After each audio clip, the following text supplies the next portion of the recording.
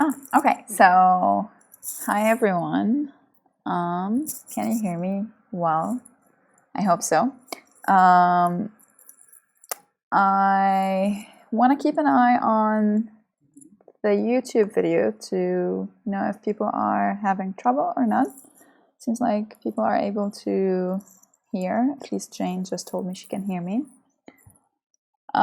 So let me first start by introducing myself. My name is Huda Nassar. I'm a PhD candidate in CS at Purdue. I've been involved with the Julia programming language for about, I guess, 3 years now, 3 or 4 years. The moment I started using it, I was essentially hooked, and I've been doing all of my research work in Julia. Aside from that, okay, I should mute myself on this YouTube video. Okay, perfect. What else do I want to tell you? Yeah, so most of my research focuses on network science in general. So anything that's essentially, I would think of it as a sub-branch of data science, except that the data that I deal with is structured in a graph or a network. So anything that's related to graph analysis, network analysis, that's something I work with. And today I am going to walk you through the basics of actually using Julia for data science tools. The tutorial is essentially split over 3 major pieces, and we'll go over them in a second. I think before I keep going, I guess there are 2 people on the YouTube video that are willing to answer questions. I think that's one of them is Jane, and the other person is Chris, I think. I'll try to keep an eye on the YouTube video, but otherwise I'll be sharing screen with you. If there's something urgent, someone will ping me and I'll know, and I'll come to see the comments from YouTube. Okay, so I guess welcome everyone. I see a lot of people from different places, so that's really cool. Welcome everyone.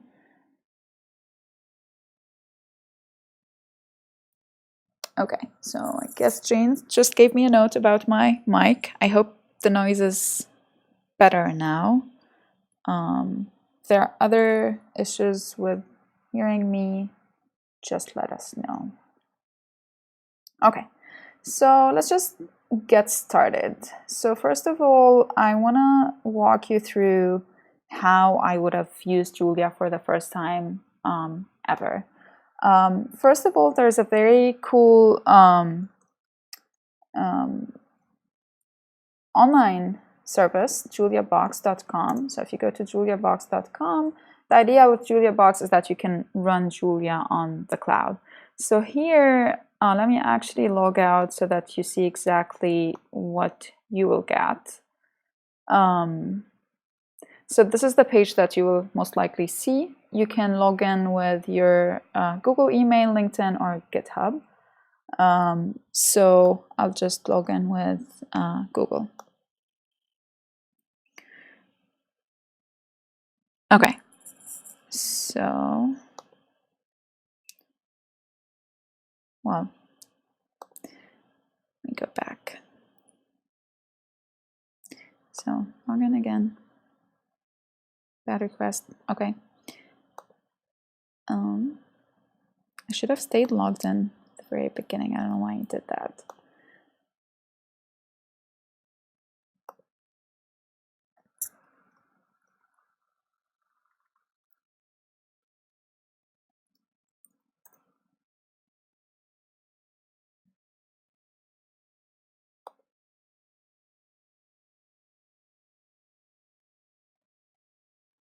Great. Okay, so I am being logged into JuliaBox right now. Once you're in JuliaBox, so first of all, I guess disclaimer, I think with the fact that I'm streaming my screen and a video of myself. I think there might be some slow connection with connecting to JuliaBox. But I guess I'll just use it in the very beginning to walk you through how you want to use it, and just keep going on my local machine. All right.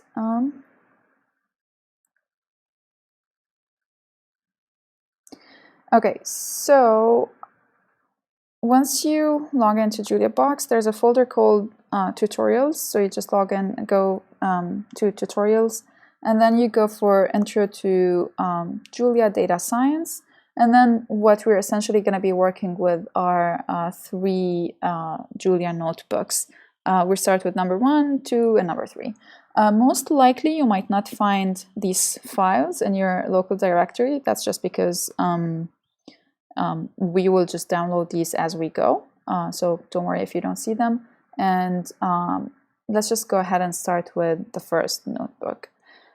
Just for convenience, as I told you earlier, I will be using my own local machine to be running these. So I will no longer be using JuliaBox, and now I'll switch to my own local machine that essentially has the same material. Okay. So first of all, again, as I mentioned earlier, there are going to be 3 major subcomponents of this tutorial. Again, I don't think I'll be going over the nitty-gritty details of algorithms. Essentially, the goal of this tutorial is to showcase how Julia can do these things. But if you're looking for a more detailed description of data science-y kind of algorithms, I won't be going over these in this tutorial. Rather, I'll be going over how Julia does these things. In any data science task in general, there are 3 major components that I like to think of. The first one is specifically the data. There's always a good feeling you get if you actually spend some quality time with your data. Like if you get your data, you do your own statistics on it, you just understand, oh, do I have a lot of missing information? Do I not have a lot of missing information? How big is the data?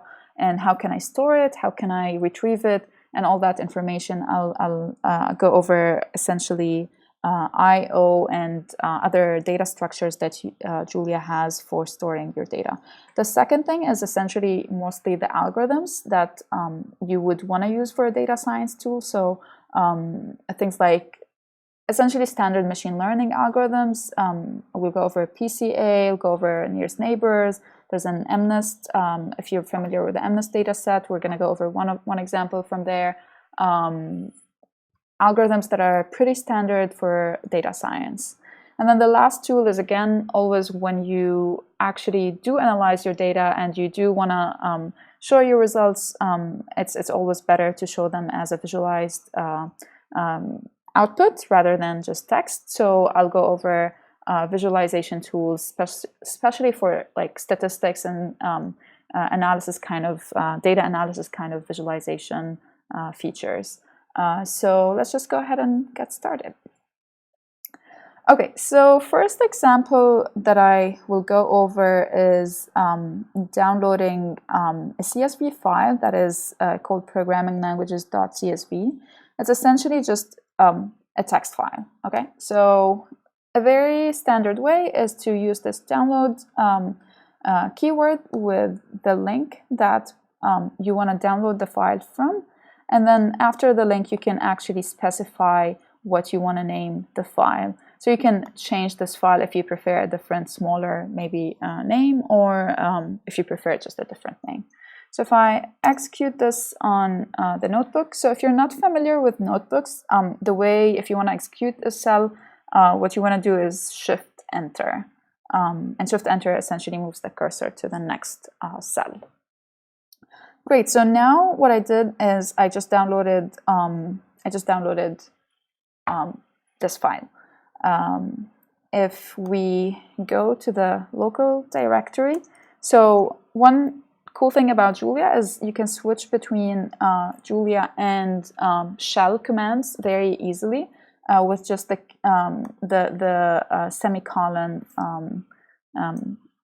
character. So if you do ls here, this is not going to work because it's not a Julia keyword. But if you do semicolon, that means you're switching to shell commands, and you can essentially execute whichever shell commands you want. So we're switching to shell and listing the files in our local directory. You might see less things at this point since you're just starting with this tutorial now, but what matters is that you can see this file here. That's the same name as here. Next, there's another way to do the same. You've just downloaded the file. Now you are interested in actually reading it in. So in this case, the file is, so we're passing it to this read CSV function. So it's a comma separated file. So what we want to do is just essentially read it in. And then we know that there is a header here, so we assign the header to be true. And then the output values are P and H, where H is your header and P is your actual content. So if we execute this line here, we can see that P is actually this matrix, which is essentially an array over here. Its type, we'll get into types, or we'll talk briefly about types. But what's interesting here is that it's of type any by 2. What that means is it's a 2-dimensional matrix where the types in it are any. And the reason it's any is because if we go up the hierarchy of types, like the hierarchy tree of types, any can be essentially anything, a number or a string. And as you can see, this matrix has numbers and strings. So it defaults back to the type any. H is the header, so we can also see H here. So here, as you see, it's an abstract string. It's no longer any because both of them are strings. So now we have the header as year and language. Okay, let's go back to P. Okay, so next we'll just write our very first simple function to play around with this matrix. So we are interested in seeing when was a language created.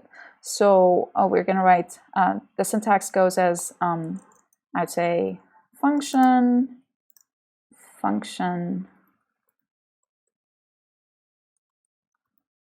name, and then arguments, and then blah, blah, blah. You can return, or you don't read, it depends. Let's just say you can return your value x, and then you end the function. Same default, the function here is fitting this template. So our function name is language created year. What we're passing to it is a matrix P, which is going to be our set of years and languages names. And then the languages, we're passing a specific language. Then we're trying to look for a location. The location is essentially we're searching for that language in the second column of this matrix. Julia starts indexing from 1 and not 0. So when we're looking for the second column, it's actually the second physical column. So index 2. And then once we found its location in the second column, all what we have to return is the year. So the year is essentially located on that same row, except that it's on the first column. So we return this value. So we are going to execute this function to just define it. And then once we've defined it, we can run that function with any programming language we wish. So Julia started in 2012. So that's a good piece of information to know. You can pass any other language you want that's in this list. We didn't do any error handling, but that's because we're just writing a very basic function to start with. But you can, of course, do error handling for languages that don't exist. I guess this is an example where we pass Julia and Julia is not found because it's case sensitive for string comparison.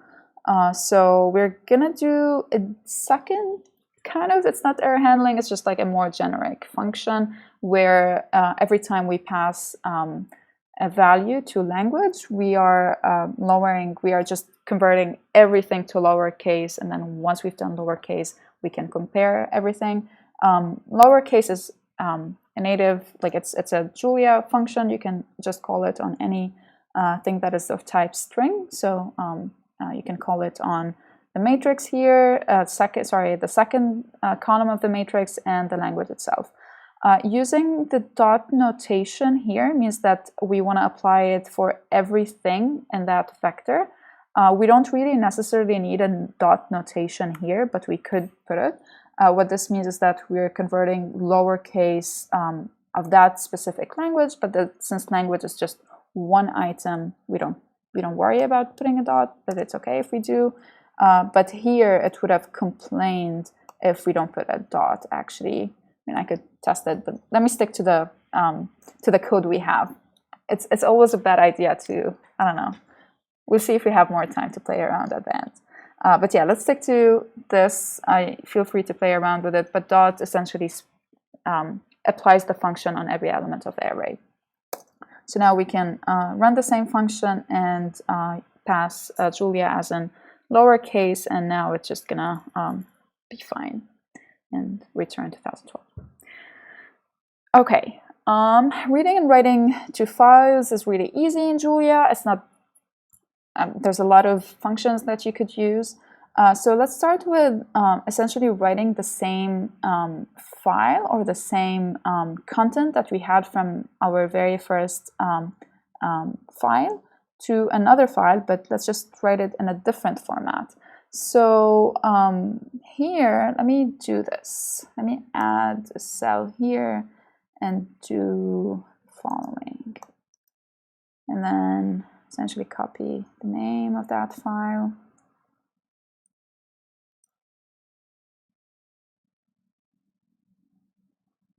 Oops, sorry.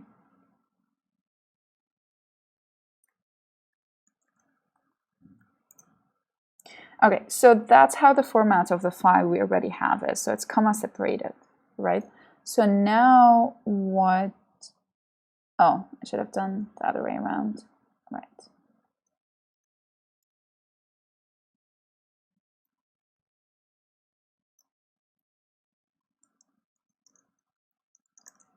Okay, so it's comma separated. Now we want to write the same content, which is NP, except that we want to separate it by a dash. So there's a function called writeDLM. So we're writing with a delimiter, and we can set the delimiter to be whichever value we want. And now the delimiter is this dash here.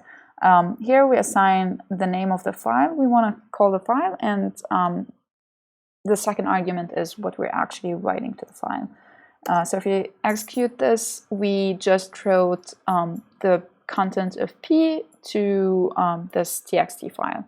And now we can just take a sneak peek into what it looks like. And again, we're using the semicolon button. So this is not Julia code. This is just regular command line code.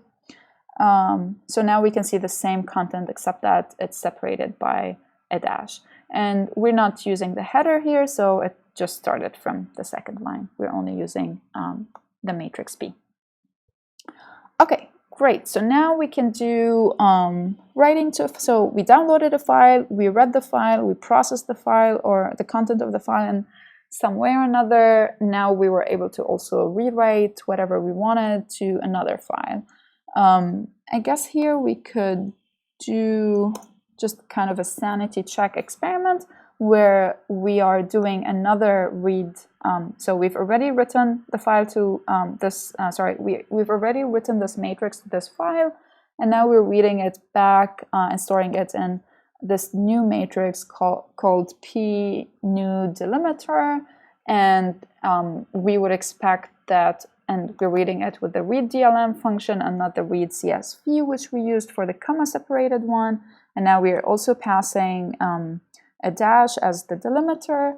The idea is we want to make sure that all the values or the content of the new file is exactly the same as the previous P that we read, and the answer is true. So this is more of a sanity check thing. If you do want to put such kind of statements in your code to essentially, you don't want to keep going in your code unless something works. So you can do an assert line. So assert would only return something if something is wrong. So if this is true, assert would output nothing. If this is wrong, assert would pop up and say, oh, something's wrong. So here something's wrong. There's an assertion error because this is no longer correct, because they are actually equal. Okay, great. Let's get into, so we've done reading and writing from files, we've manipulated some of the data, and now let's just get into some of the data structures that we could use for storing this data.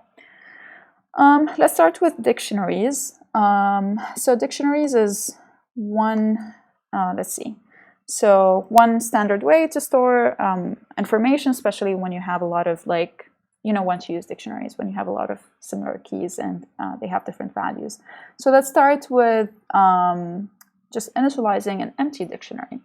So here, in this case, what we're doing is we're initializing this dictionary that is of type, so the key is integer, and then for the values for that key is going to be a vector of strings. So yeah, here we told Julia we want to accept it to only accept integers as keys and vectors of strings as values, exactly. And we've just initialized it this way. So we've only assigned the types. We haven't really put anything in it. We've only decided that its type is going to be of that structure.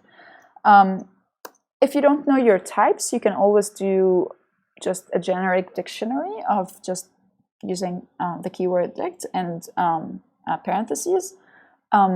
If you don't care about performance, sure, you can do that. But again, I think one of my favorite advices for writing Julia code is, sure, if you want to try something out, you can just forget about types in the very beginning. But if you do care about performance and you do want things to run as fast as possible, you do want to help the compiler, and you do want to help, essentially, your code is going to be compiled, that's a whole different topic. It's not a data sciencey topic, but you do want to help the compiler by passing in your types, if you know your types. And that way your code will most likely run faster. It's certainly unadvisable to use a type any data structure, values with type any, but sometimes you have to, so it's good they're there, I guess. Okay, so let's keep going. So this dictionary takes keys of any type and values of any type. So let's just start using, so now we're going to build a dictionary where essentially we want, let me describe this a little better here. So I want to be able to write dictionary of whichever year, say, I don't know, 1998, and I want it to pop out to me all the programming languages.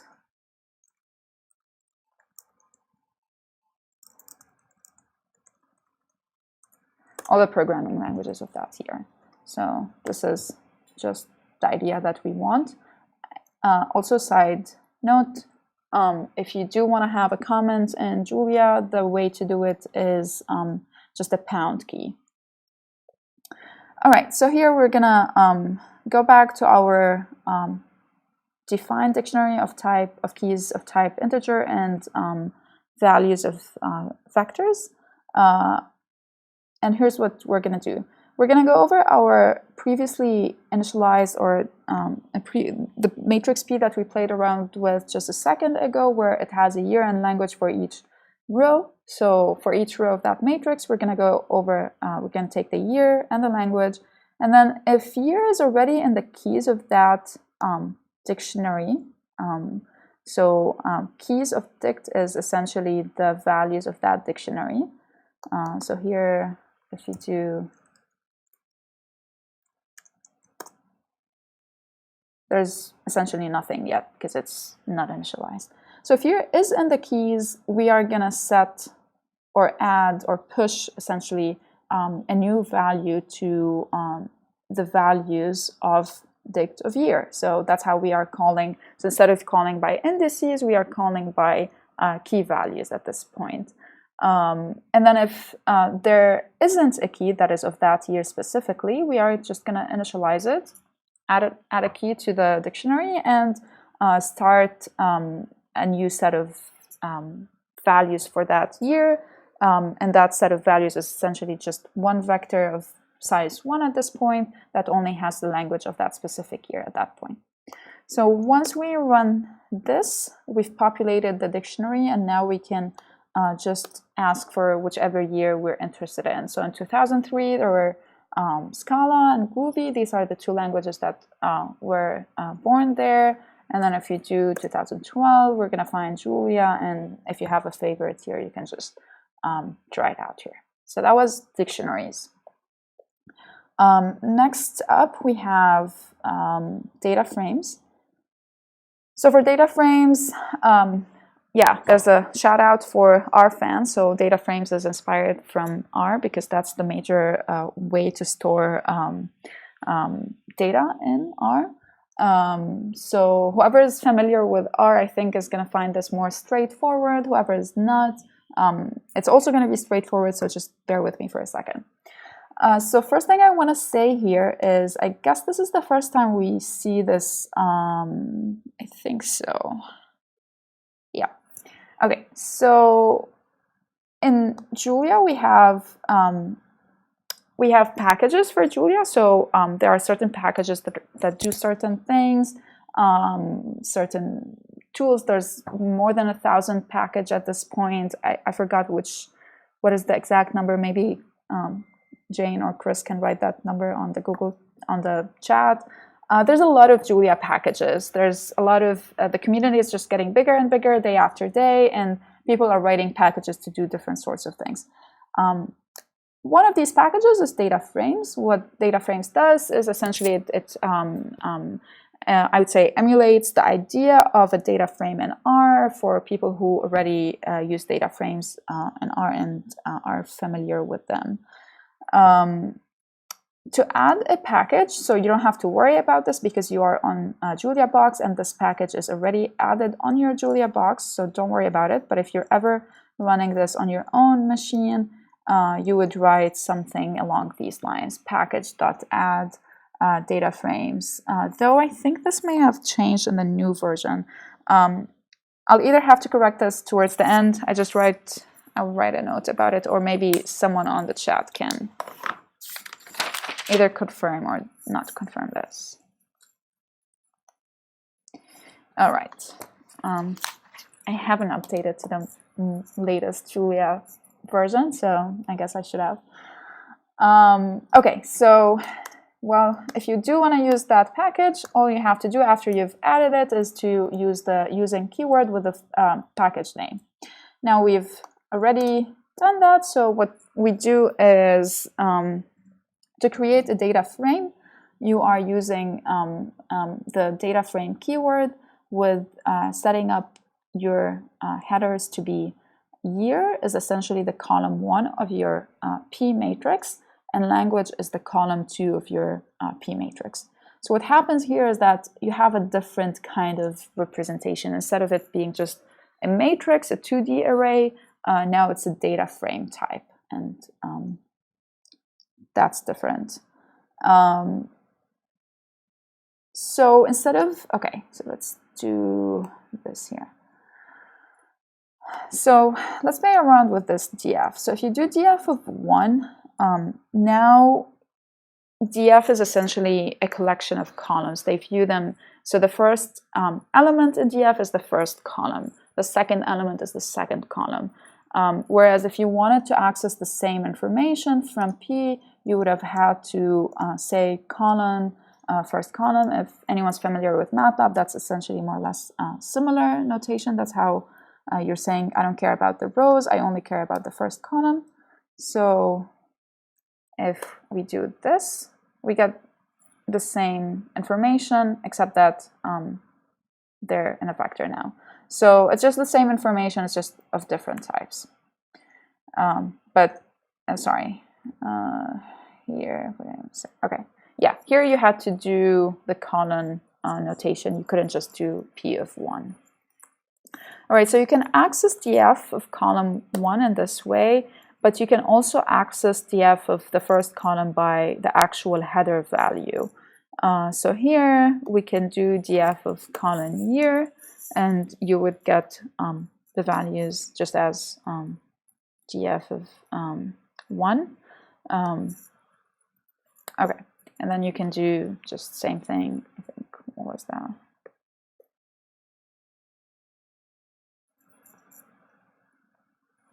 You can do the same thing here. Okay, great. So now we can access the data frame. What's cool about data frames is that it supports missing values. So in a standard 2D array of, I don't know, just numbers, you may have had to put zeros for missing numbers or -1s or whichever reserved number you want to put for missing values. What's cool about data frames is that you can essentially just assign them as missing values. Depending on which version you may be running of that package, you may, I think on the JuliaBox, a is equal to missing is what's going to work for you. If you are running this on your local machine and you are using a different version, if a is equal to missing didn't work for you, try out a is equal to na. That was the previous way of assigning missing values. So let's just run this. A is equal to na means that it is a missing value, and then its type is just a data. It's a subtype from data arrays. So it's of type missing, or it's of type na type.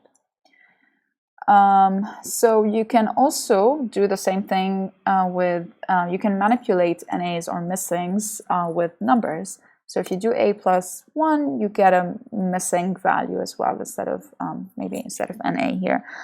What that means is that the cool thing is that it's not going to pop up and say, oh, like I complain, I can't do this, it's an error or whatever. The cool thing is that it can handle it, and it can handle it in the most logical way and just returns a missing value. Data frames come with specific functions that are applicable just for them. So there are some ways to view certain things. So I think describe is probably just one of the most universal ways to do it. So describe of data frame, it will essentially return a description of each column in your data frame. So if you had more columns, you would have had more values here. So year is, these are the description of the column year. Its dimensionality is 73, and type any, blah, blah, blah. Number of missings is 0, and then it gives you the percentage of missings. Same thing for language. Before we keep going, we want to kind of start using some more data sets. See, I just told you if you had more columns. So far, we've only been playing with 2 columns or 2 features. Let's just play around with more. So one standard or easy way to do that is grabbing this other package, which is our data sets, which has just a bunch of data sets that you can just download or use. They are in the package. So once you've downloaded the package and you're using the package, it's very easy to access them. So again, if you are on your local machine and you don't have that package installed already, you would have to write something like this, or essentially this. And then type using our data sets. If you are on JuliaBox, you should be fine. Iris is equal to dataset of datasets iris. So what you're doing is, this is a function from our datasets, from that package. What you're doing is you're grabbing this dataset called iris. If you've done a lot of R programming before, you might be familiar with that dataset. If not, not a big deal. Just it's a bunch of data set with essentially, I guess, that species, and it has 4 columns. So just some more information to play around with. Oh yeah, one cool thing about our data sets and data frames is that they are automatically stored as data frames. So the moment you've downloaded this data set iris, if you check the type of iris, it's a data frame. So it's immediately, like, you don't have to do any post-processing or anything. It's immediately put there as a data frame. You remember how I told you earlier, if you had more columns, you would have seen more information there. That's exactly an example where that happens. If you do describe of iris, you will get just more information about that data set. Mean, minimum, first quartile, median, all the other information. And that applies for all the other columns as well. What's interesting is that, see here, you get like the minimum, first quartile, median, blah, blah, blah, but these are actual numeric numbers, so you can compute these. Species is of a different type, it's a string, so you don't get these information just because it's a string. Next up, we are gonna use this package called data arrays. Data arrays, essentially, again, it's a way to create, store your data. So instead of data frames, we're doing data arrays now. Again, that's how you declare that you're going to be using that package. The way to do things here is you are gonna, so let's see what we're going to do. So we are essentially creating an array of foods. So instead of having it as a vector or a one-dimensional vector and just standard Julia types, we are using a data array. So we're executing this, we're going to execute this line in a second, and then calories is going to be the calories of each food. Just looking at the numbers, I'm not sure if these are the correct calories. I'm not sure. It's actually, they might be. I don't know. They probably are. They're too little to, sure, I would have checked them before. So yeah, I think so. Okay, so if you are using an older version of data frames or data arrays, you might have to use NA here. If you are on JuliaBox, you should be fine with missing. So let's see here what happens. We've defined foods and calories are both a one-dimensional data array. And now if you want to get the mean of calories, we are going to get an NA because or missing, because again, there's a missing value in our data. And if we do have a missing value, it means it doesn't complain, it doesn't return an error, but it does return a missing value. So yeah, missing values ruin everything. There is a way to do to avoid them. So you can call the skip missing function or the drop NA function if depending whether you're using NAs or missing. So if you're using missing, you're going to do skip missing. If you're using NAs, you're going to do drop NA. In my case, it's going to be drop NA. So here, all what's going to happen is that they're going to get the values of the calories just without that specific NA. Okay, just a quick detour. One cool thing in Julia is, have you noticed this emoji here? It's actually cool. You can represent, or I don't know, maybe you can write your comments with some emojis since emojis are so popular now. You can actually write code with emojis as well. So the way to do it is, let's see if we copy this. So you type here, and then I just copied it. Then I hit tab. Okay, let me do this.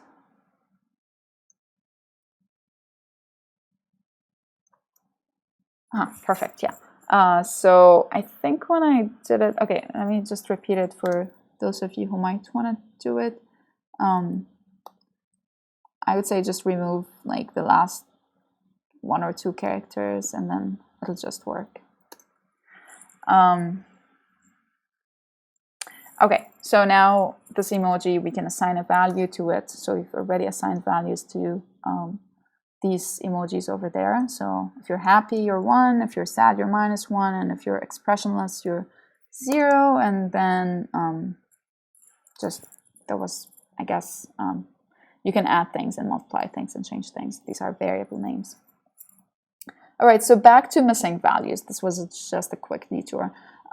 So now we can describe calories as well. Calories was this data array of 3 values, actually 4 values, but one of them is a missing value. So you can describe them, and now you can get how many number of missing values, so you can also get all of this statistics right away. So you can also convert it to a string. So converting it to a string is going to be hard when you have,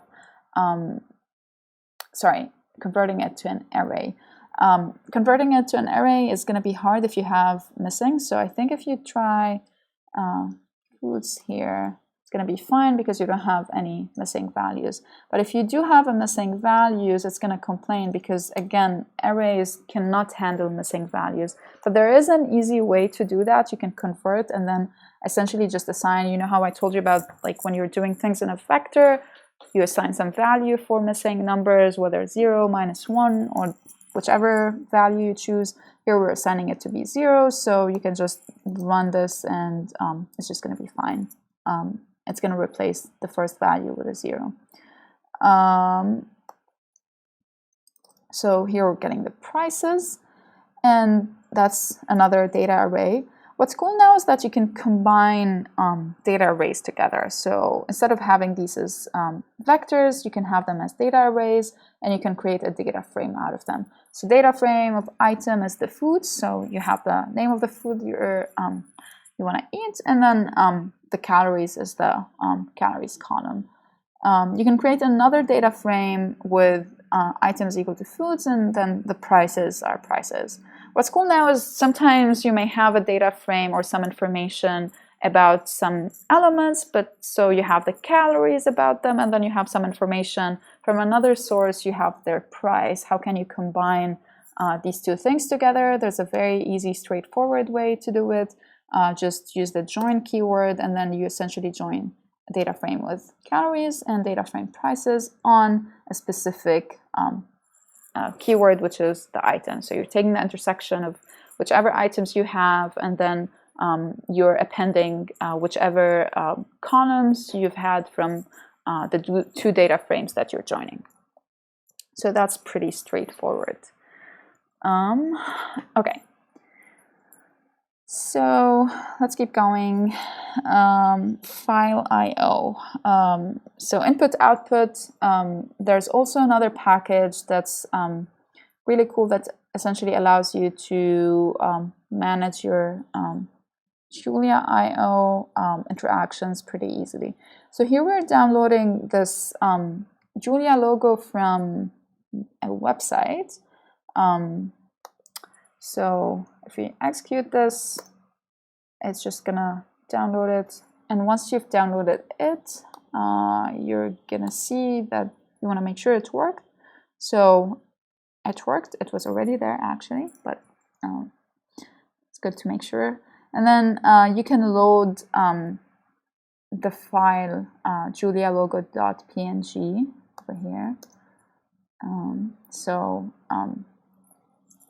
You can see the logo. So now, what is X1? X1 is essentially, okay, actually, let me just, yeah, so it's an array of colors, yes. All right, so let's see these 2 types. Okay, so we're doing, we're seeing the type of X1. So the type of X1 is essentially of type, we're storing the RGB values. So it's going to be more than just one 2D array. So actually, let's take a look at this. So if we do X1,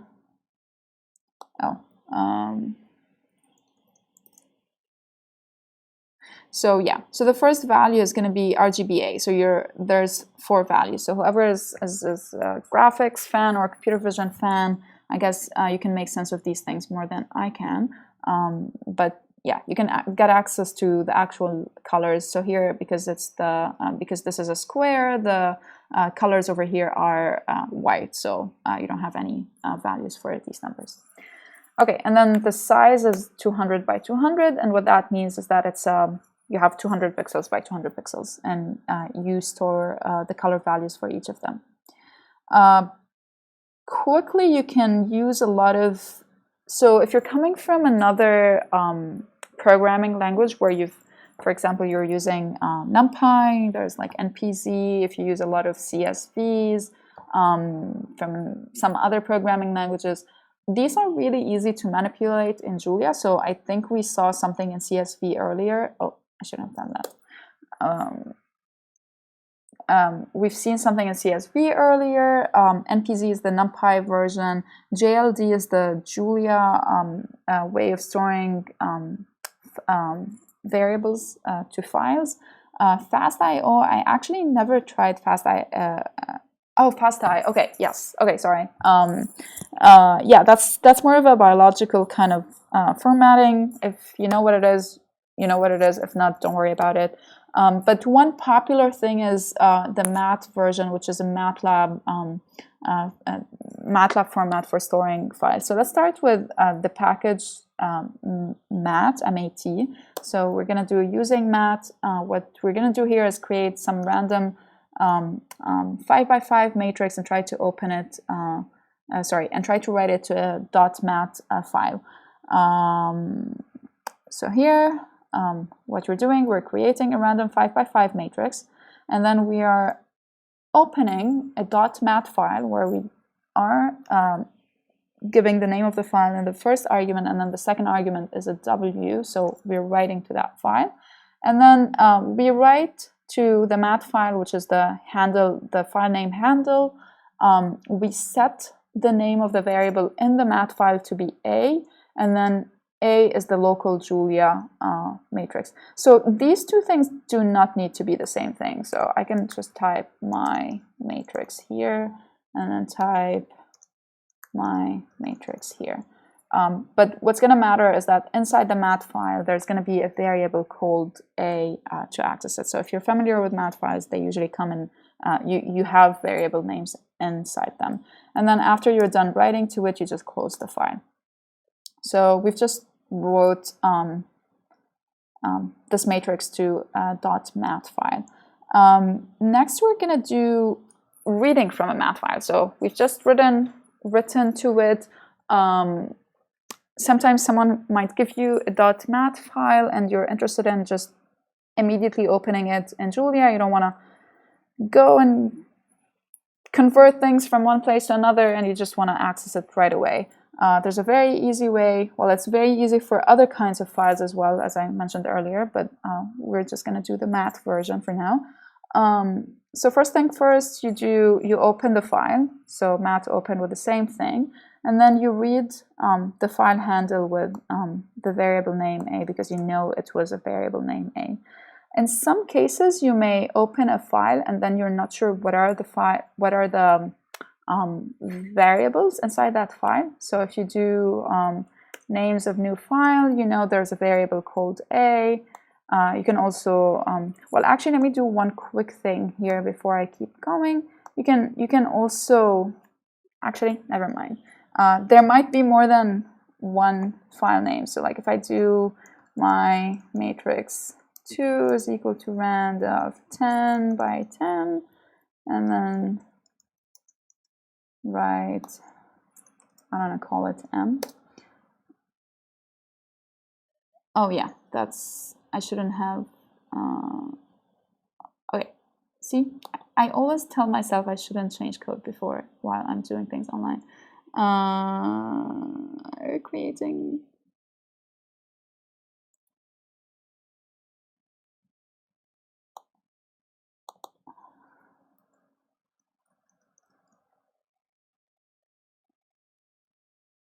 I don't know why this is right.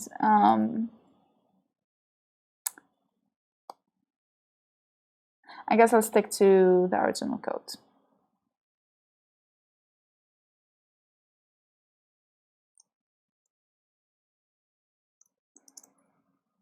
Okay, now that doesn't work either.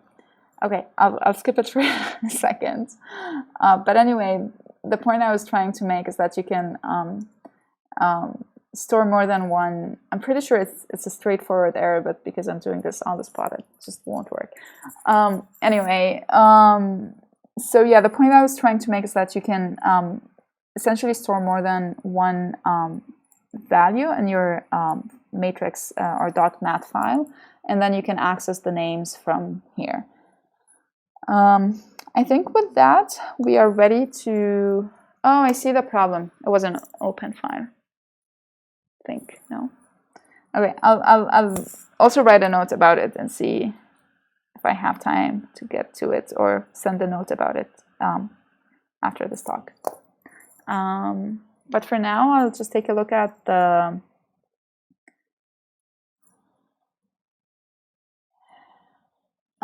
YouTube video and see if there's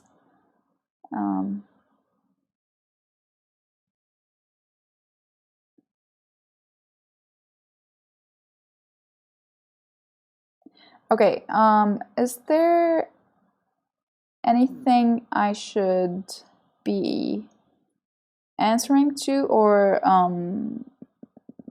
paying attention to at this point on the YouTube chat? If there is anything,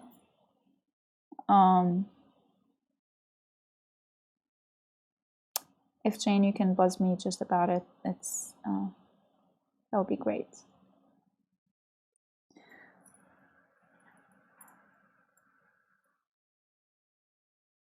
All right, I think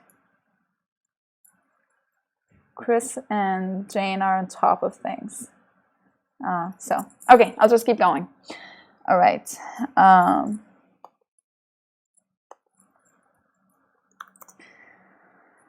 Okay, so second part is data processing. Okay, so I think so for now in this data processing notebook, you're going to see a lot of different packages or different algorithms that we're going to use. And as I mentioned earlier, there's a lot of packages that do different things. So there's in no way I can cover everything in this notebook. There's much more online. So if you're interested, I would just go and look things up. If you have a specific problem that you want to solve, just go look for a package. If there isn't, pretty sure there will be in not too long from now. But yeah, there's a lot of packages in that area. I think, okay. There's also, if Jane or Chris can send the link for, I know there's a subgroup for Julia that does just machine, I think Julia ML. I thought I have this link somewhere. But yeah, if it's easy for you to grab that link and post it, that would be great. All right, so let's just keep going here. We're going to do a few algorithms that we're going to use. There's a Dataframes. We're going to start with Dataframes just so that we can access certain data sets in a data frame format.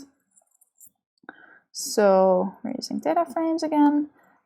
Here, we're going to play around with this data set that is a houses.csv data set. What that data set is essentially you have a bunch of houses, and I think they're all in California and the Sacramento area. There are actually in other areas. But then, so the idea is you have the addresses of these houses, you have their information as in like square feet, as in how many bedrooms, how many baths they have, and they are being put on sale and they want to sell them. So we want to do some data analysis on this data set. So each row here is a house. Okay, so first off, let's just do, so there's a package called using plots. I really like this package more than, I mean, there are a lot of plotting packages in Julia. But what's cool about plots is that it's more of like I would say like a Swiss knife. It's like it sits on top of a lot of other different Julia packages that do plotting, and then if you only use plots, you can essentially set your backend to be whichever backend you want, and the backend could be using other plotting packages in Julia. And if you prefer one over the other, it's just a matter of personal preference at that point. My personal preference is using plots and using PyPlot as a backend. So here, the first thing I'm going to do is just essentially plot a canvas of size 500 by 500, where leg here means it's a legend, so I don't want to have any legends just yet. So I'm just essentially initializing the plotting canvas. The very first thing I wanted to do here is to just play around with how do the square feet and the price of the houses relate to each other.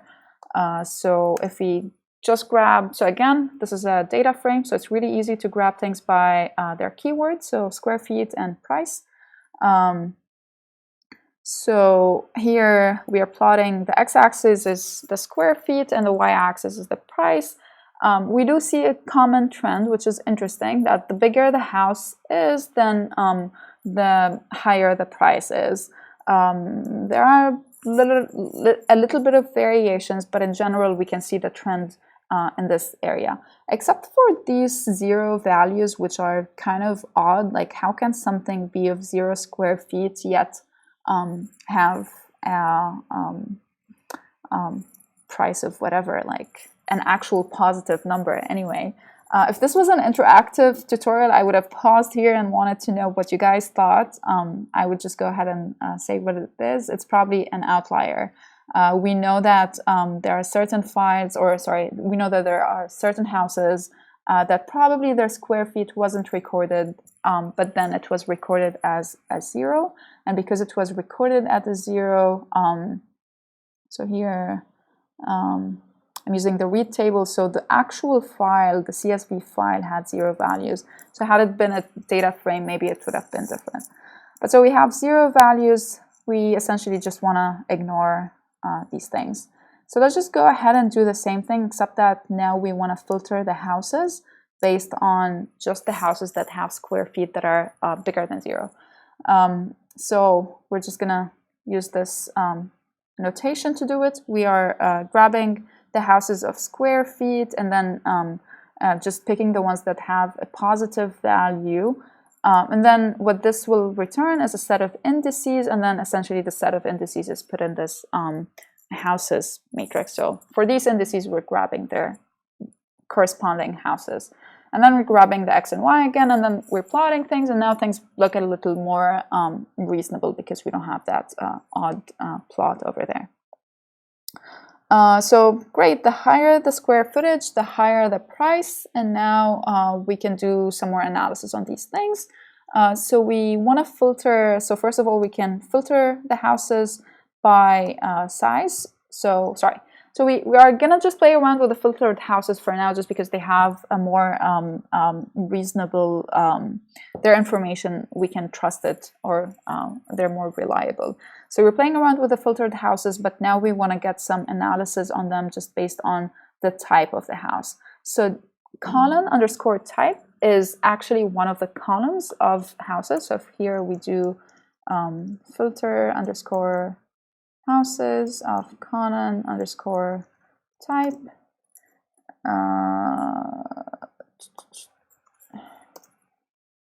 Okay, so it's just a list of types of houses. Okay, so footer, okay.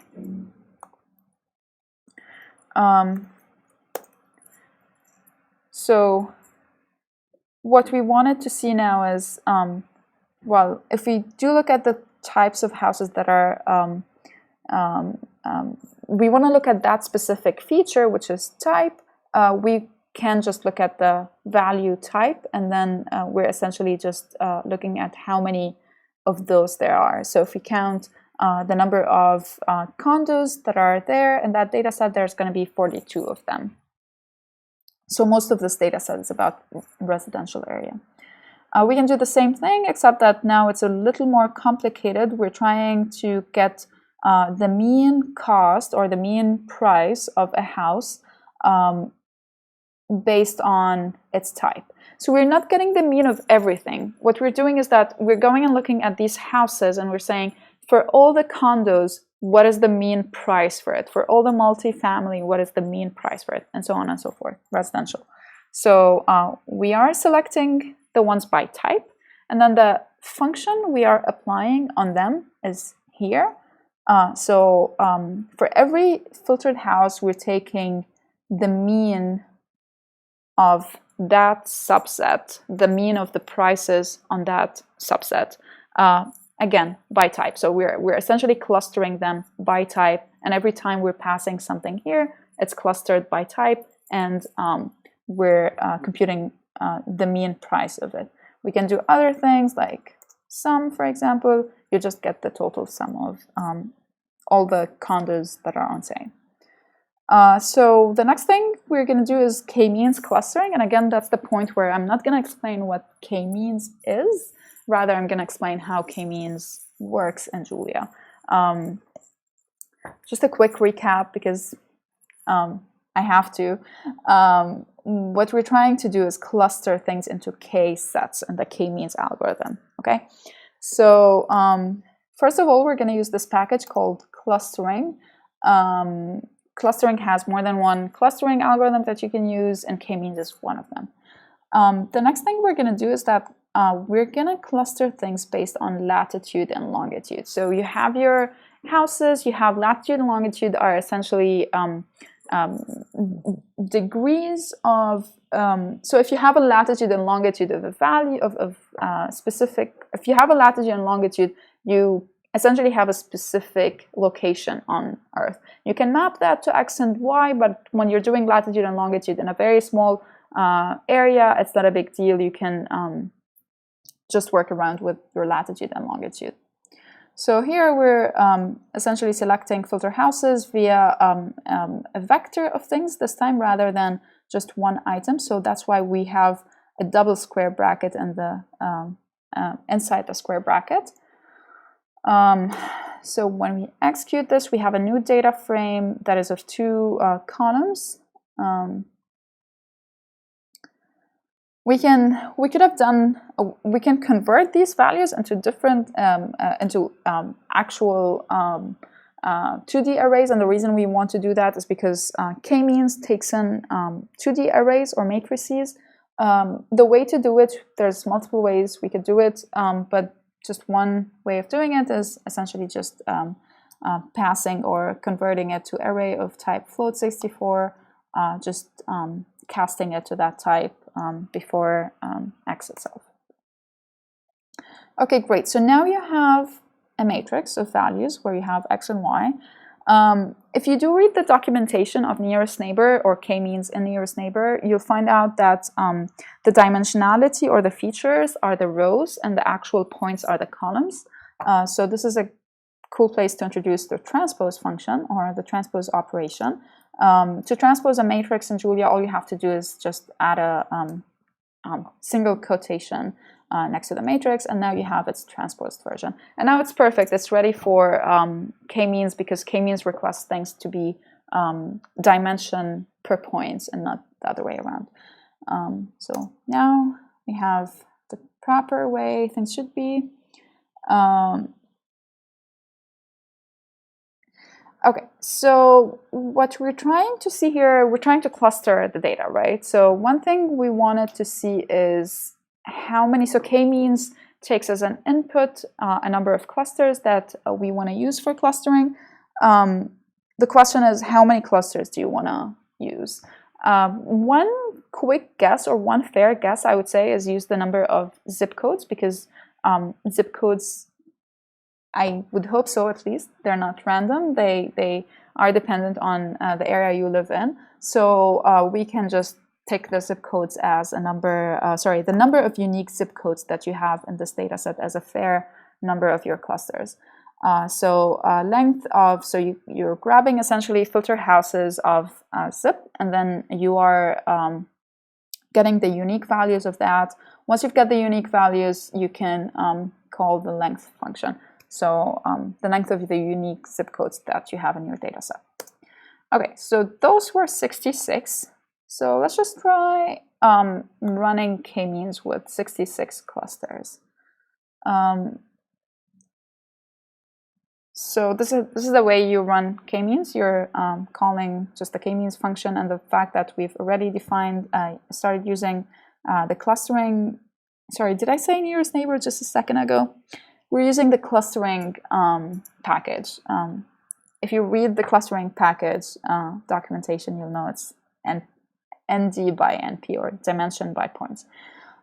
Anyway, so k-means is in clustering. You've passed your data as an x, and k is your number of clusters. How do you make sure, or how do you make sense of C?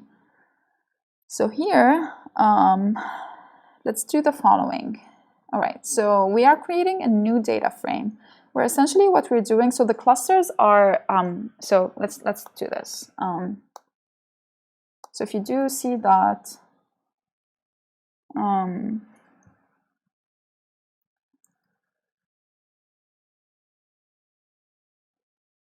okay, perfect. Okay. Okay, so see that assignments, what it's doing is that essentially the maximum of these values must be no more than 66. So maximum is the way, got it? Okay, so it's 66, that's great. And its size is 814, which is exactly the same as this number. So what this is saying is that for the first house, we are assigning it to cluster number 11, second house cluster number 61, and so on and so forth. Okay, so the next thing we're going to do is use these assignments, c.assignments, as one column in our to be built data frame in a second, and use other features as other certain features for these houses. So we're using the city, we're using latitude, longitude, and zip code. Okay, so we're creating this other new data frame with the clusters this time. Okay, so now we'll do some plotting, and what we will do is essentially for each latitude, so we're plotting latitude versus longitude, that's our x and y values, and we are going to color things by clusters. So here, do this. Okay, so yeah, just a quick thing. Whoever is familiar with k-means, you may know that k-means will not give you the exact same answer for the same data set. Without getting into the weeds, it's just going to give you like an optimal solution or a close to optimal solution. So your colors may look a little different than my colors, but they should look to some extent similar.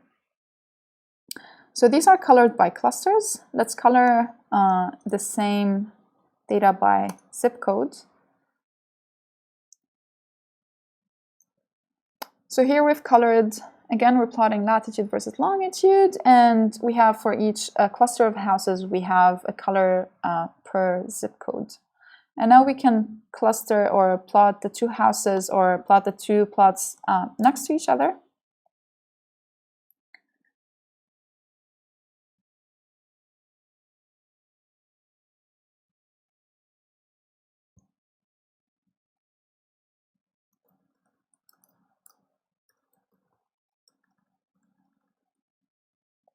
Okay, sorry. Okay, great. So here we have the clusters, the two plots next to each other. We can actually, just a quick thing, we can do the plotting in a different way. So instead of 2 rows and 1 column, we can do 1 row and 2 columns. Don't worry about, I'm skipping over some of the plotting stuff, but I'm hoping that I'll get over them, I'll get to them in the plotting part, so don't worry just yet. As you can see, the colors aren't exactly the same thing, but you can see a very similar pattern. So like I would say these aren't as perfect as I would have wanted them to be, but I'm betting another person with who just ran k-means may have got these to be the same thing. They aren't exactly the same, but you can see like the colors over here are the same. The mapping between the colors is obviously not 1-to-1, so like red doesn't need to be red exactly here, but the uniqueness of the color is more or less the same. Okay, so great. Now we know that zip codes aren't super duper random and they're related to the area or how things are put on the map. So now we know that. Next up, so I'm starting to run a little late, I think, but I wasn't expecting to go over every single item on this notebook. And I think if you do try them out by yourself, I would be happy to answer questions afterwards. But for now, I'm just going to go over maybe 2 more examples and then move on to the plotting one. There's many more examples in this notebook. So I would just, if you're interested, I would just try all of them. All the references should be there, so you should be fine.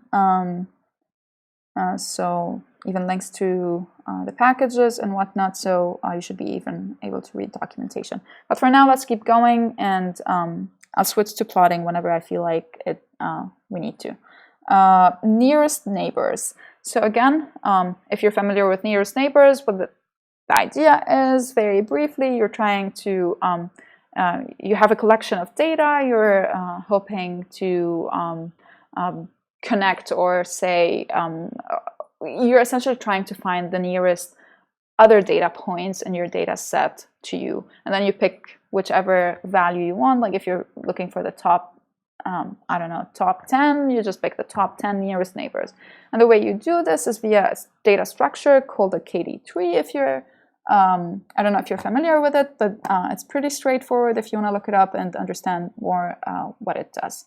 So let's go ahead and get started with this package called nearest neighbors. So again, same format. We're using the using keyword and then the package name. Here we're picking nearest neighbors to be 10. So we're looking for the 10 nearest neighbor for a given value. And then we're picking a specific house, and the house ID is going to be 70.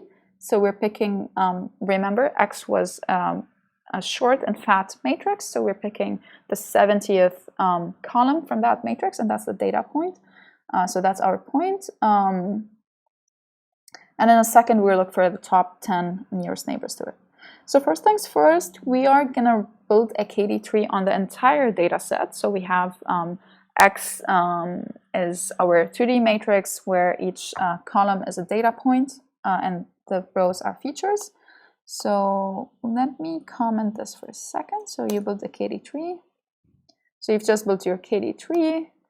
What you are going to do next is pass your KD tree that you just built as an argument to KNN. KNN is the K nearest neighbor algorithm. Point is the point you are trying to find the 10 nearest things to. So that's the X and Y location that you are looking for. Again, these are coming from the data set that we had, the X matrix that we had. And then K nearest is 10 over here. And then I forgot what is the last argument, but I think if we, well, I'm not going to remove it. One thing I need to mention here is you can, again, if you're familiar with KNN, you can use different metrics to essentially see how close or far certain things are. The default over here is using a Euclidean metric.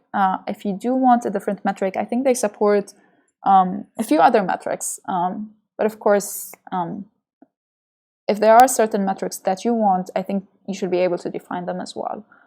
But in this case, we're using a Euclidean metric. Okay, so here what happened is we have received back 10 IDs for the data points that are closest to this specific XY point. And then the next argument is just an array of how far the points that we received were. Very interestingly, since that point is actually in our data set, we got that back, so that's a good sanity check. But we did get other stuff, 9 others. So let's just make sure that visually this makes sense. So let's make the following. So we're taking x and y to be the latitude and longitude of our values, and then we're doing just a scatter plot of the x and y values. So x, oh, is this not? Okay, it's not showing for a reason. We'll show it in a second. So what happened here is that we've just plotted x and y. Actually, there's no harm in showing it, so let's just do it. Okay, great. So x, y, we have all of the houses on our plot right now. What we want to do next is just pick the houses that are of that specific IDX value that we just got here. So 70 all the way to 683. And so we're picking those, and then we're grabbing their latitude and longitude respectively.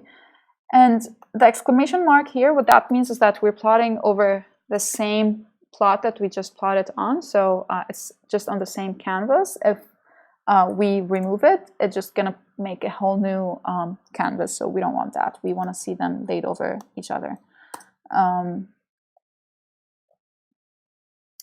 Okay, so cool. Then y2 is the second thing we plotted. And then if you actually look closer, you're going to see that all of these values end up being super close to each other.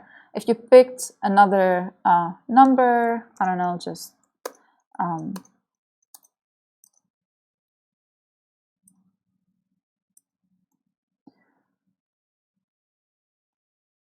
it changed, moved somewhere else, but they are still close to each other. So for any number you pick, and then you pick the closest 10 items to it, or whichever number of items you wish, you're going to see a selection of points that are the same color, but others aren't. You can get rid of the legend here because I guess you don't really need it. Okay, great. Okay, something happened here. The color changed, and that's because we're plotting again over on top of the same thing. That's a detail. I'm not going to go over it. But for some of you, you may have understood what's going on. But we're doing essentially a third plot, and that's why it changed to green color.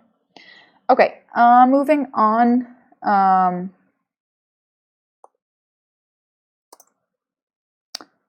Okay, and then here we can just grab the cities of the houses that are that were close to our house that we picked to look for.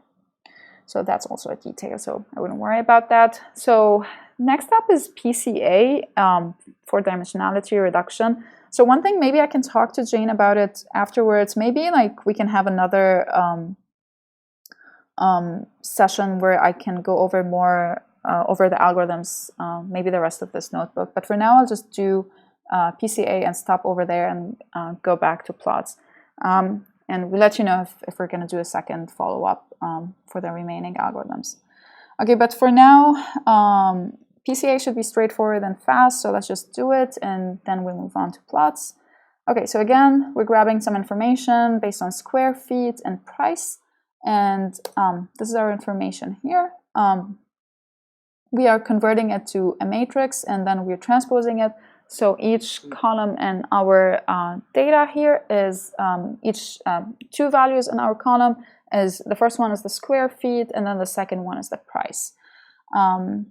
Again, if we plot things, x and y, we are gonna see the same plot that we saw earlier. Here, we are gonna use a new package, again, a lot of packages, multivariate stats.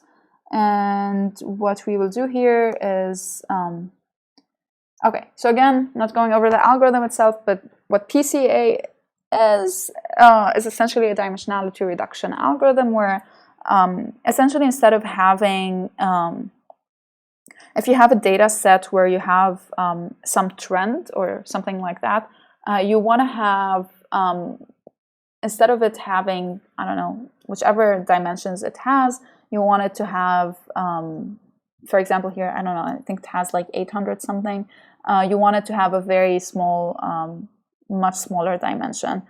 So It relates to the SVD decomposition of a matrix, if you're familiar with that. And if you're not, don't worry about it. It's really just a way to take data that is multi-dimensional and represent the same data. So instead of representing it with 3 components, you now want to represent it with 2 components.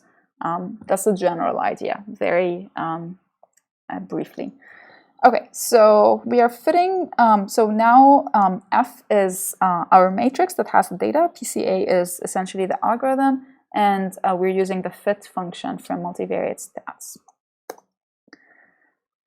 Okay, so here, well, actually, sorry, I misspoke just a second ago. We don't have 800 dimensions. We do have just 2 dimensions because it's X and Y. We have 800 points. That was the number of points we had. So we have n dimension is equal to 2. Okay, note that we can choose the maximum dimension. Okay, exactly. Okay, that's just information for you in case you want to play around with the function. But you can use whichever, you can change the methods you're using to generate this model. If you know what you're doing, go ahead. If you don't, just stick to this, I would say. Okay, and then the next thing we're going to do is take that information, which was in F, and then we've built a model M, which is the PCA model for this data, and then we're transforming it to a one-dimensional data set. So here the out dimension was 1. Again, you could have chosen a different value, but we're just doing a simple case where we have 2 dimensions and we're moving to 1 dimension. So we're transforming this. So now instead of, you know how we had 2 by 814 matrix, now we want to have a 1 by 814. And now each number is representative of the 2 previous values that we had. How we did that is, let's think of it as a black box for a second.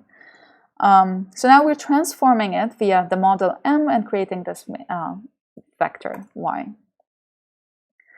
All right, and now the next thing we're going to do is, once you've had, okay, so let's do this. This is going to be a little icky to explain if you are not super familiar with PCA, but I'd say it's still okay. So just bear with me with it for a second. So here is F. Okay, great. So what happened there is, like, imagine you've taken this 2D array, which has 2 values in each column, and you've downsampled it to become a one-dimensional array where you have 1 value in each column. So 1 value is now representative of 2 values. And now let's say you want to go back to take that 1 value and reconstruct your model. There's a reconstruct function that you can use from the same package where essentially instead of using the data that you already had, you are passing the value Y and passing the model M that you've created. Once you've done that, you again go back to 2-dimensional, but you don't go back to the same exact values. You are pretty close, but it's not exactly the same thing. Okay, so the next thing we're going to do is plot the actual F values that we had in our matrix, which had X in the first row, Y in the second column. And the next thing we're going to do is we're going to plot a reconstructed version of our downsampled matrix. So, surprise, surprise, the first plot is with the blue dots is our actual data. And the second value here, or the second line here, is essentially plotting the reconstructed things. And not surprisingly, you see there is a trend in these values. So if we are trying to fit a model, essentially what happens is someone gives us maybe a new house with a new, let's say we only have that information, because again, like house prices may depend on other things, not just square feet. May depend on location, may depend on like how many beds or bathrooms or whatnot. But let's say someone just gives us square feet and price information. We build this model, and then someone new comes and gives us a new house with a new square feet information, tells us to predict its price. Very straightforwardly, I would say, like if the house is somewhere over here, I can just essentially project it and say, oh, that's probably what the number is going to be. Since the data essentially has a trend in it, it was more straightforward to see the one-dimensional version of it. Okay, I said I'm going to stop just after, let's see, yeah. I was thinking, okay, yeah, I think the right thing to do is to stop at PCA here just to go over some plotting ideas we could use for visualizing the data. And I think we'll let you know about possible follow-up. And if there isn't, I strongly recommend that you go over the rest of the examples. They should be all straightforward. So if you keep running them, they should have their corresponding information on the notebook itself. Okay, so next up, I'm going to move on to the third notebook. I think one thing I did earlier is that I didn't tell you how to navigate between notebooks, but I'm guessing if I'm at this point, no one jumped out yet telling me, hey, what happened? I think you guys figured it out. Okay, so third notebook, visualization. So you've taken your data, you've understood your data, you've done some modeling on them, or like you've analyzed it in some way or another, and now you want to visualize certain things. I'm going to show you some tools over here so that you can use this visualization techniques. All right, so first of all, there's a package called latex strings. So if you do use LaTeX, you know it's addictive, I would say. So if you love the way LaTeX produces things, I do a lot, and I do like to see it sometimes on the plots itself. So that's a cool thing. There's a package called latex strings, and you'll see in a second how you can use latex strings on your plots. Okay, so again, I'm using plots package, and I'm initializing my backend with pyplot. And I think the first thing I'm going to do here is just initialize a vector of values 1 through 4 with a step size of 0.2. Okay, quick things how to do latex strings over here is you can use this essentially capital L once you've executed your using latex strings line. Use capital L, quotation marks, and then you write whichever LaTeX you want it to write inside your quotations. Log, square root, wherever. So this was the square root. You can do other things. Let's see if I do. Well, I mean, okay, let me show you this actually. So you can do this. So. Oh no, this is gonna show this display. Okay. No, not this display is for. Okay. I'll just copy it for last. So you can suppress, or the other thing is you can suppress these with a semicolon, and the last thing that's gonna show is that. I'm gonna write a note about this for the oh yeah, it's only going to show the last thing. Sorry, never mind. Let me just do this, and the last thing is suppressed, so it's not going to show it. Okay, there must be a way to do it otherwise, or there might not be, but I'll double check that and either. Okay, expert. Okay.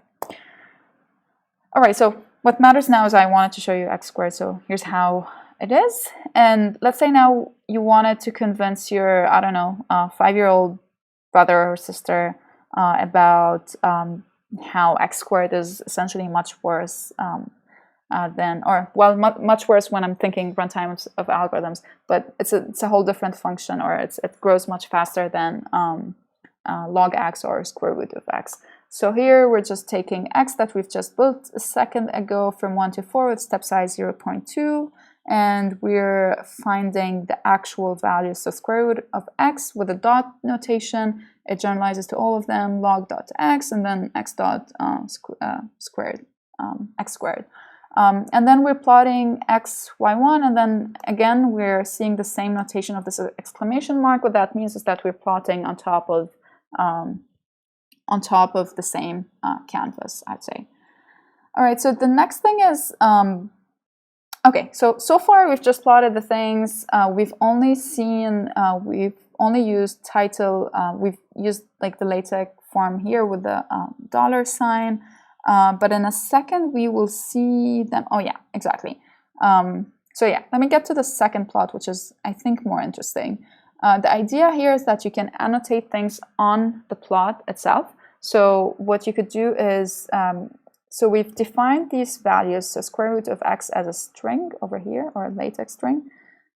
So we have these values, square root of x, log x, or x squared as in LaTeX strings. The next thing we're doing is, again, annotate, and annotate comes with exclamation mark character. And what we're doing is that we're adding a text for each value.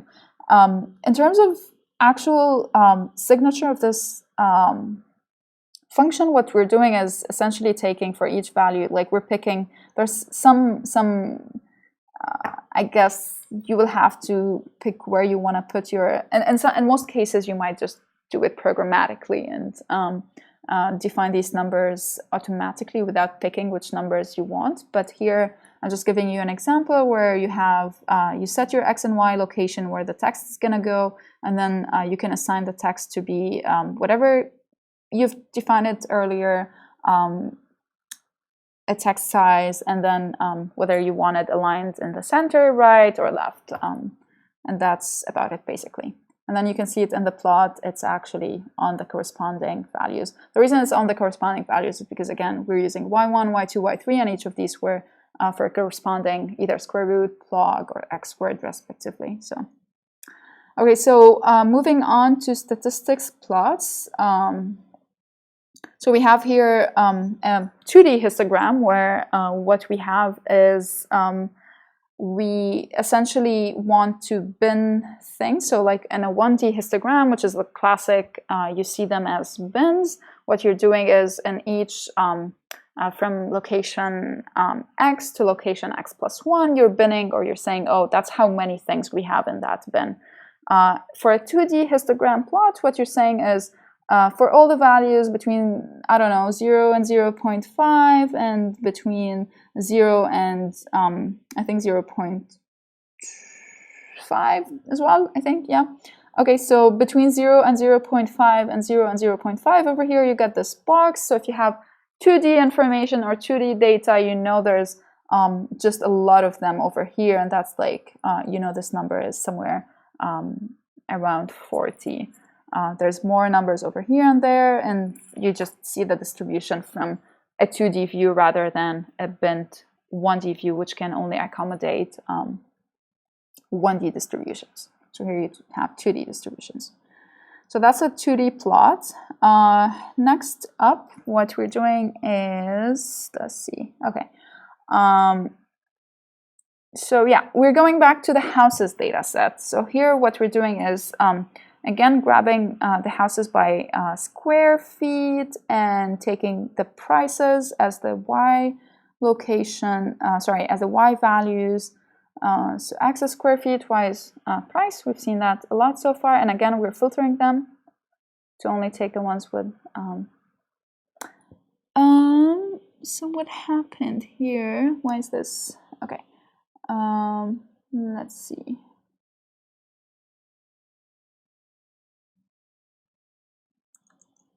Does that work?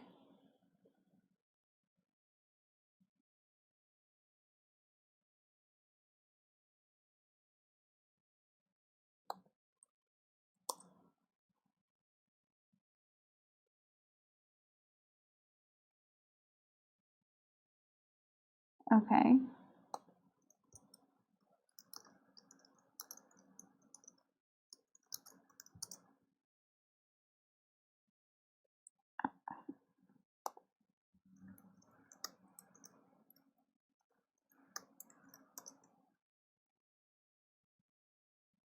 Okay, so they are both 8, 13. Let's see if I do this, if this is going to be okay.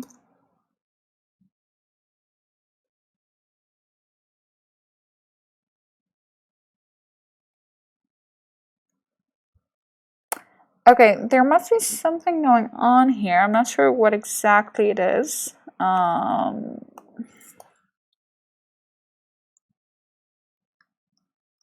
right, I guess I should just keep going for now. Oh, can I do this?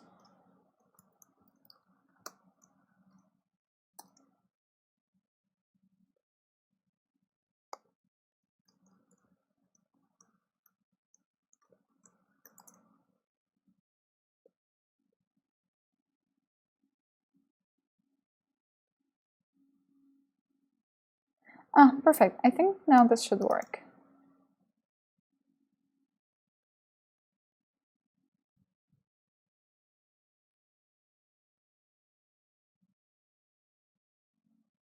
Okay, oh, it did.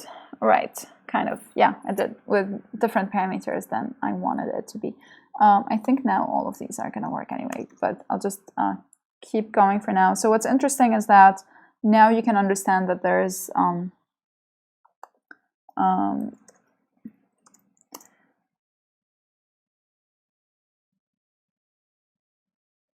now you can understand that there's more houses being sold in the range of 1,000 to 1,500, and within this price range, approximately $150,000. So that's one. If you want to show your data to someone, that's a good way to show them and convince them that this is actually the case. Okay, so moving on to other kinds of plots, there's a more kind of recent. I think I've just started hearing about it very recently, and it just happened that I'm hearing about it a lot, so I need to talk about it, which is violin plots. I've been seeing it in papers a lot too, so that's kind of cool. And I like the idea, so let's just can go over them and see how it works. So violin plot is very similar to a box plot if you're familiar with it. The distribution is like at the top, how tall the violin plot is tells you essentially the maximum value and the minimum value, and how wide it is the distribution in each binned area. So like in 0.6 here, there's almost all of them are the same. This is, I think, not the perfect plot to see things from. So actually, let me skip it for a second and go for another violin plot. Well, the other violin plot is going to be easier to understand once we do this. So let's just do this. Okay. So we're using a different package here. It's called stat plots, and here we're generating some data set of about 10,000 values for 6 vectors, essentially. So 10,000 by 6. And what we're doing next is for each one of these 6 values, we're plotting a violin plot for it. So series 1, series 2, you can just rename them the way you wish. I don't know, column 1. And then Y is essentially you're passing it as a matrix, but it's going to treat each column as one distribution. We're setting the legend to be false and the color to be red. So now this is the distribution of 10,000 random numbers. And it's kind of interesting because you're taking 10,000 random numbers, another 10,000 random numbers, all the way till the last one, and you're seeing, oh, like the distribution is almost exactly the same. So that's kind of self-assuring. So that's a good thing to know. On top of these violin plots, as I said, a violin are kind of analogous to box plots. They're just kind of maybe nicer to look at, I would say. There's the same way, exactly the same way, except that the function you're passing here is a box plot rather than a violin. And again, we're using the exclamation mark to say we're plotting on top of these violin plots. And then we're passing Y, and again, each column in Y is treated as a column, as a distribution itself, and setting the color to be green. So here, we're just going to see them overlaid. Did I execute that?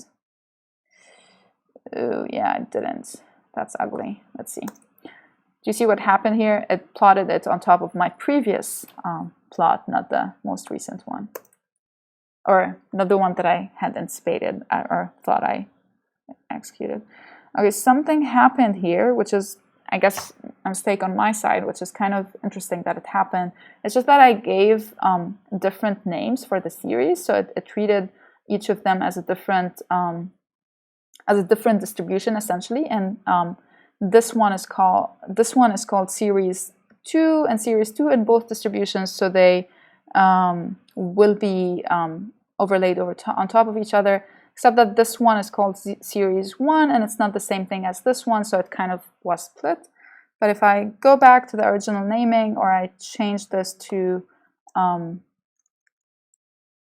column 1, things should be okay. So let me rerun this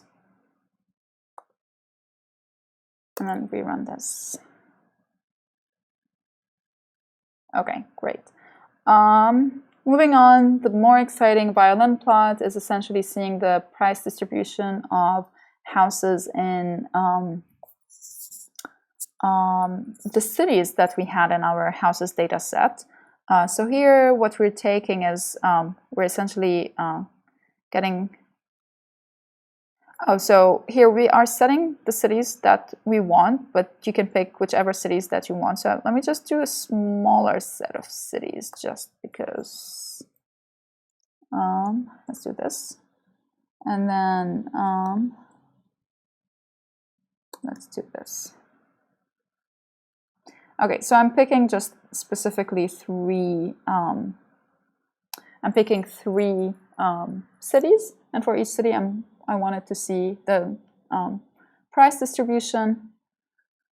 So what happens here is I'm doing the x-axis is the cities and the y-axis is the data. What I'm doing here with x rotation is equal to 90 is I'm just rotating the legend over here, or sorry, the x labels. So if I do this, it should be fine now, except that when I had the many cities, it wouldn't have looked as nice. So this is not going to look nice. Yeah, they're going to be on top of each other. So that's why we're doing x rotation is equal to 90. And then what happens is for each city, essentially, so U city and some city, we are looking for the filtered houses that are located in that city. So we're getting them, and then we are taking a column of their prices, and then we are plotting on top of our previous plot a violin plot of. So the label is no. Okay, so. Never mind. This is something I didn't mention earlier, but one thing you could do also with the exclamation mark notation is, what if you're essentially doing more than one plot at a time? The exclamation mark by default plots on the most recent plot you have plotted or used. But what if you want to plot on something earlier? So what you could do is essentially give a name for that plot. So here my name is... the plot's name is FH. So we are plotting violin exclamation mark on FH. So we're passing the name of the plot here. And then uCity is essentially the name of the city. The reason we're doing square brackets is just because by default the violin plot function takes essentially a vector because you are usually plotting them, all of them together, but here I'm doing it via for loop. You could have accumulated all of them together. But the reason I didn't accumulate all of them together is because the distributions are different. Like there are more houses from Sacramento rather than there is in Alberta, for example. So that's why there could have been ways to do it, but I did it with a for loop. All right, so we did a plot here, and so yeah, what we get is a price distribution of all the prices of a specific city. Not surprising, Sacramento is getting a house in Sacramento is probably the most expensive. So again, just self-reassuring. Subplots are really easy to do. So here, let's do this. So as I told you earlier, you could give names for plots. And I think the reason I did give names to this plot is because I was going to use it in a second. And that was the reason I specifically gave names to all of these things. So here, yeah, so F2 was this plot. And then I think this plot was called GH. So what we're doing here is essentially we want to create this canvas of multiple plots, and we can do it in several different ways. So essentially here we're creating a layout. So what the layout is essentially your distribution of how you want your plots to be. So, okay, I think GH is the wrong one here. Let's see. See if I have another one. I think I can call this something. Instagram 2D. Okay, great. So I have this was, oh, I changed the values. Well, all right.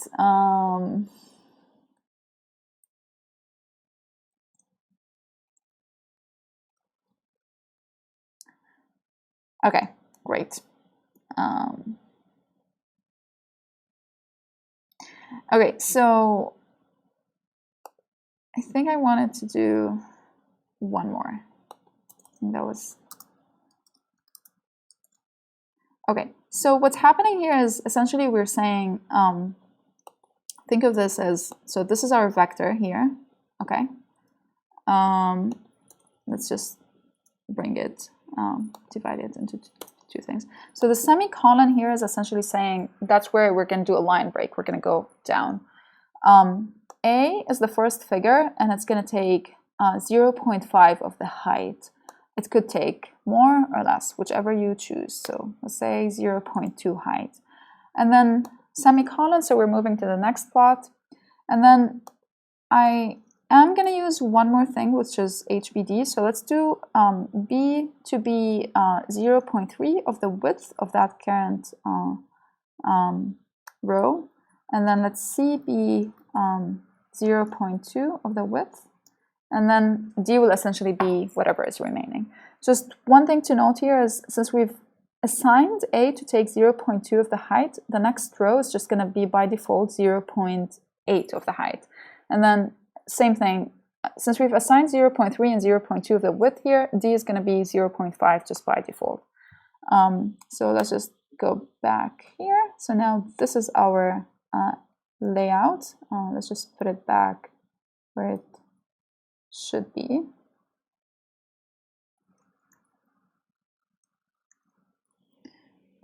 Is that correct? Yeah. Okay. And let's just do one more plot, H2D. So here, A is going to be the first one, B is going to be the second one, C is the third one, and D is the last one. And layout is a keyword, and I'm assigning it to my layout, and then legend is false. And let's hope this works out.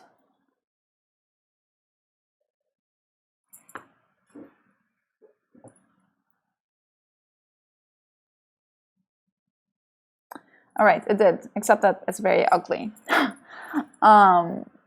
But we can make it less ugly. I'd say this needs to go back to at least 0.4, and then we can stick to just having two of these with 0.5 width.